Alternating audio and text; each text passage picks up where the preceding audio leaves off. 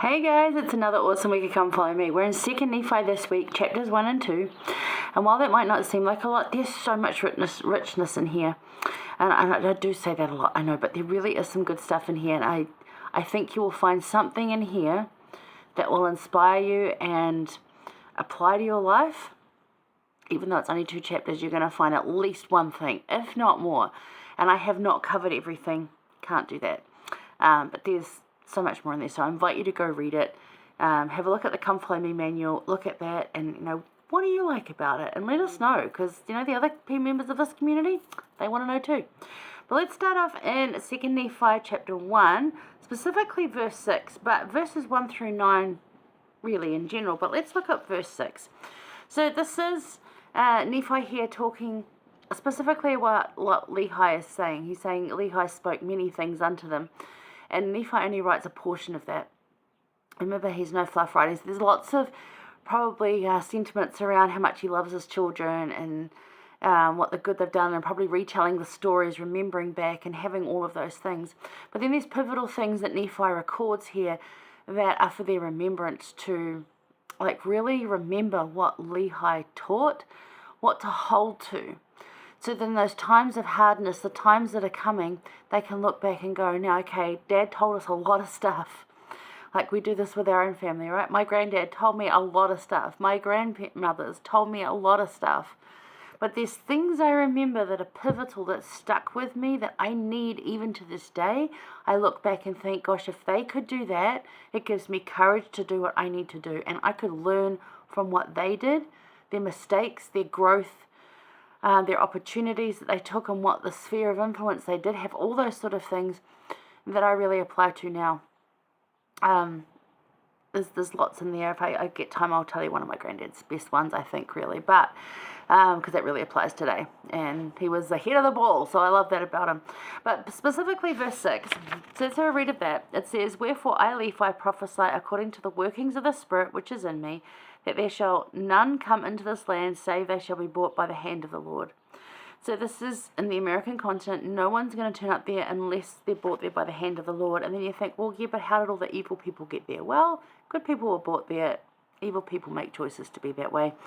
And then it goes on further over in 10 and 11, that, actually at that time it was saved for a precious space for them, but that in time to come, many people would turn up there. Probably all by the hand of God, I would say. I would still believe that to be true, but not necessarily for the same reasons. Like they were given that space and time there to be able to grow into what they became. What a precious gift. So have a think of that. And is there a space in your life that that's happened to? Have you been given, maybe when you're newly married, you get given maybe a year of no children and no hassles, just to learn to be together as a couple. There's many opportunities when this happens. There's times where I got to, as an adult, move back with my mother. Which you think, why would you move back with your mother as an adult? Because she needed assistance in life, not because she was failing at it, just circumstances. So not only financial assistance, but also moral support, and to actually gain a better relationship with her, better relationship with my siblings, and just have those times. So there's spaces where that happens, and it might not be as long as you'd like it, but there is spaces in there. But verses 1 through 9 are also they're just looking back. So, okay, let's have a look at this. Words to remember Lehi by. Words to hold on to. What words of a loved one do you treasure, and what words will you leave? And I think those are 2 really important questions, because we probably know the words of a loved one we treasure. But what words are we leaving behind? Are they going to be treasured? Are they of benefit to the generations after us? Whether they're literally our children or just the generations after us. What are they going to learn from us? We learn a whole lot from the diary of Anne Frank. She didn't have kids, but so much is learnt from her. Attitude, positivity, the struggle is real, everything. We can learn from that. So what are you leaving behind? So verses 1 through 9 are a great looking back and remembrance of the goodness and greatness of God. There's a lot of things here that Lehi remembers, it calls to their remembrance. Remember how how great God was when he did this. How great was it that he did this? How great was it when this happened? So those are great. Have a look at that. And again, in verse 6, Lehi states, according to the workings of the Spirit which is in me, he prophesies, acts, loves all the things, living in the Spirit. So everything he does is in the Spirit. Even like when he doubts the Lord or doubts God over some things, but specifically one thing he does doubt there for a tiny little second, he's still doing that in the Spirit. And you're like, how do you doubt in the Spirit?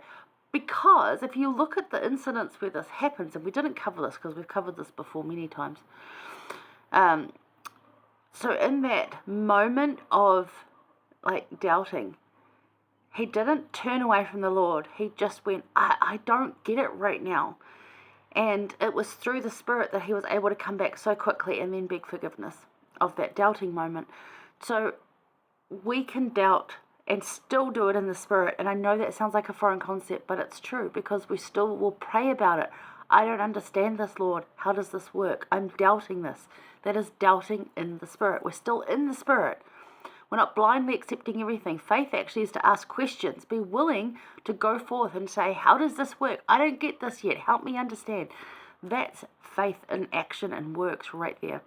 So that's what he does. He does everything in the Spirit. He lives a Spirit-led life. That's what he does. His own learning and growth included.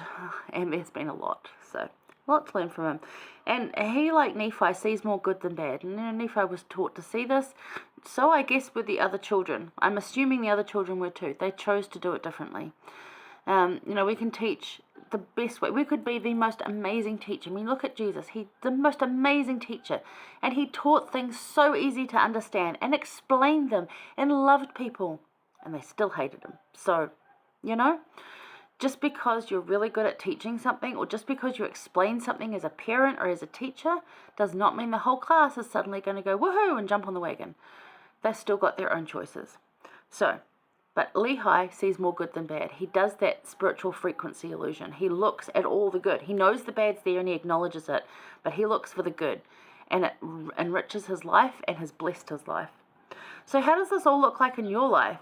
And do you strive to be Spirit-led? So if you're reading these verses here of what Lehi is saying, because he's talking to his children in his last words, what advice is he giving? So what do you treasure from a loved one? What are you going to leave behind as a treasure of words, actions? What are people going to know about you? What's it going to teach them? How are you Spirit-led? Are you demonstrating that in a way that people can see it? One of the biggest inspirations for others is to see people doing good and yet openly failing at things, admitting it and saying, I'm trying to do better. It's really helped me. It's helped a lot of people. We don't want to see perfection because that seems so fake. We're like, how can that be perfect? We know it can't be.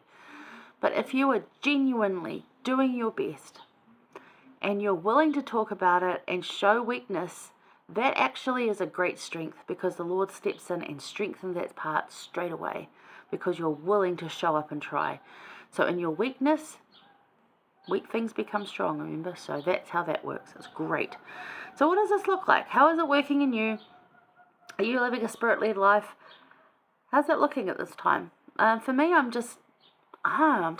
really loving family history. I don't know where that's come from. Never been interested really in my entire life. Maybe the odd person here, there. Suddenly, it's like a fire. And I got privileges and things right now to be able to do all of that, so I'm doing it. I'm embracing it.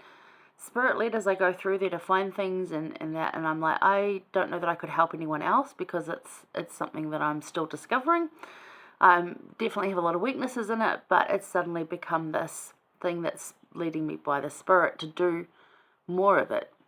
And somehow it's happening, and it all makes sense in my head, which was just honestly like this big dump of information from nowhere. Over the past year I started, picked it a little bit, and then it's just gone, it's like filled in all the blanks, kind of like the Matrix, oh, Lorraine wanted to know this, so great, so I'm going with it. But that's one of the things, Spirit-led in doing that, and I'm not ignoring it, I'm going with it. It's been great.